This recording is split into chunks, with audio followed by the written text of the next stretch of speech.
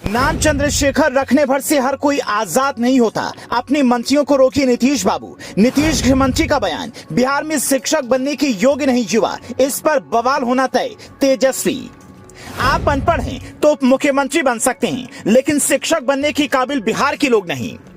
बिहार भारत का ऐसा राज्य है जहां के नेता काम करे ना करे, बकलोली में देश में उनसे बेहतर कोई नहीं। देश में सबसे ज्यादा IITN, IAS, IPS देने वाला राज्य बिहार है और ये पूरा देश जानता है, बस नीतीश जी के शिक्षा मंत्री को छोड़कर।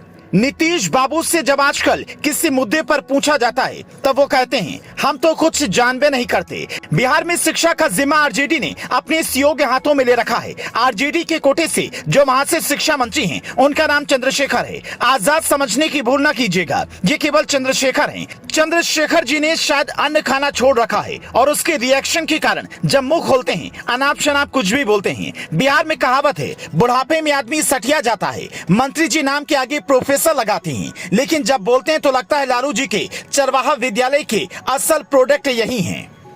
मंत्री जी ने तय कर लिया कि ऐसा ऐसा बयान देंगे कि पूरे देश में उनकी चर्चा होगी। लालू की पार्टी के नेता हैं, उनसे बहुत प्रभावित हैं। मंत्री जी ने ताजा जो बयान दिया है वो देखिए। उन्होंने कहा कि शिक्षक नियुक्ति में पूरे देश के अभ्यर्थी शामिल होंगे। बिहार के युवा सक्षम नहीं है, ऐसे में पूरे देश से उम्मीदवारों के आवेदन इस भर्ती के लिए स्वीकार किए जाएंगे।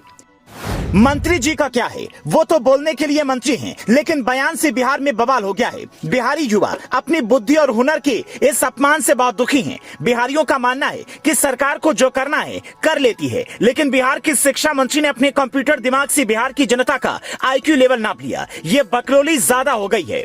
मंत्री जी बड़े शास्त्र के ज्ञाता भी हैं, क्योंकि साइंस में पोस्ट ग्रेजुएट डिप्लोमा भी किया है। इसीलिए एक बार उन्होंने रामचरितमानस को सीधे सीधे समाज में नफरत फैलाने वाला बता दिया था। बिहार में 1.78 लाख शिक्षक पदों पर सरकार ने भर्ती निकाली थी। मामला अब विवादों में घिर गया है। नीतीश सरकार ने शिक्षक भर्ती नियमावली में बदलाव कर डेमो स्टाइल नीति को खत्म कर दिया है। इसका मतलब है कि इस भर्ती के लिए बिहार के बाहर के उम्मीदवार भी आवेदन कर सकेंगे। इसी फैसले को क्रांतिकारी बताने के लिए उनके मंत्री ने बयान दिया कि बिहार के युवा में दम नहीं है। असल बात यह है कि बिहार के नेताओं में दम नहीं है। आप पूरा बिहार घूम आओगे, एक 5 सितारा होटल नहीं मिलेगा। बिहार में कोई एक्सप्रेसवे नहीं है। बिहार के बच्चे देश के हर कोने में, दूसरे राज्यों में आपको मेडिकल इंजीनियरिंग की तैयारी करते मिल जाएंगे। वो बिहार छोड़ के जाते हैं क्योंकि बिहार में इंफ्रास्ट्रक्चर नहीं है। बिहार का छात्र दूसरे राज्यों के प्राइवेट कॉलेज में लाखों की फीस देकर पढ़ाई करता है, लेकिन अपने राज्य में नहीं रुकता। क्यों? आप देश के किसी कोने में चले जाओ, आपको बिहारी मजदूर मिल जाएंगे। क्यों? पूरे देश में मजदूर सप्लाई करने वाला राज्य है बिहार। बिहारियों के मेहनत से डर नहीं लगता। वो कहीं भी अपनी मेहनत से अपने हाथ की लकीर को बदल देता है। लेकिन बिहार में चंद्रशेखर जैसे नेताओं ने बिहारियों को उचित अवसर ही कभी नहीं दिया जिसके वो हकदार थे। लालू के जमाने से लेकर नीतीश के जमाने तक बिहार के लोग पलायन करते रहे और आज भी कर रहे हैं। जो पढ़ लिख कर कुछ हासिल कर लेते वो कभी अपने राज्य लौटते ही नहीं।